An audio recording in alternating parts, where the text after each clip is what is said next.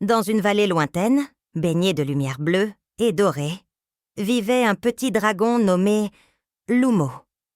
Il était adorable, avec des ailes aussi douces que la brume du matin et une petite flamme qui dansait joyeusement au bout de sa queue. Lumo était un gentil petit dragon. Il aimait par-dessus tout voler au-dessus des collines verdoyantes, jouer à cache-cache avec les nuages et partager des histoires avec ses amis. Mais Lumo avait un petit secret. Son cœur battait fort, parfois un peu trop fort. Chaque soir, alors que la lune se levait, Lumo se blottissait sur son lit de pierre chaude, encore tiède du soleil de la journée. Il bâillait, ses petites paupières devenaient lourdes, mais le sommeil ne venait jamais.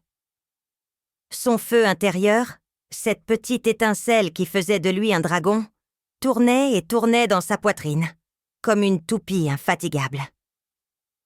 Il avait beau vouloir s'endormir, son esprit, lui, restait grand éveillé.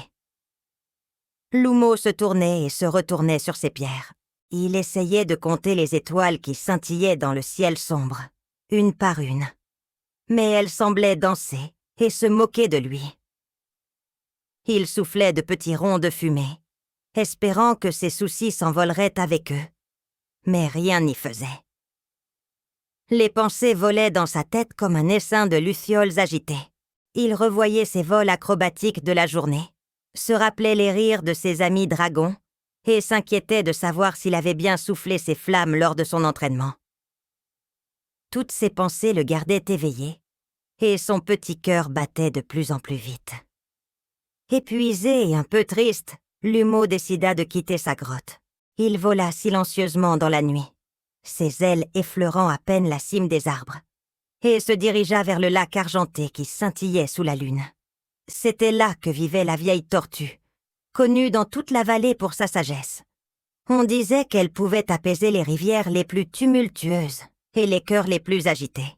En arrivant, Lumo la vit, flottant paisiblement au milieu des nénuphars lumineux.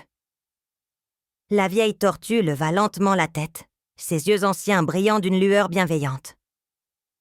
D'une voix douce et profonde comme le murmure de l'eau, elle lui dit « Petit dragon, je vois que ton cœur est fort et plein de vie. C'est une belle chose. Mais même le feu le plus vif a besoin d'apprendre à souffler doucement. » La tortue invita Lumo à s'asseoir près d'elle, sur la berge moussue. « Regarde, petit, » dit-elle. « Je vais te montrer le secret du souffle du feu doux. C'est très simple. » Elle lui montra comment faire. Inspire profondément par le nez, comme si tu humais le parfum d'une fleur rare. Sens l'air frais remplir tes poumons et calmer ta petite flamme intérieure. Garde cet air un instant, comme un trésor précieux dans ton cœur. Puis, souffle très, très lentement par la bouche.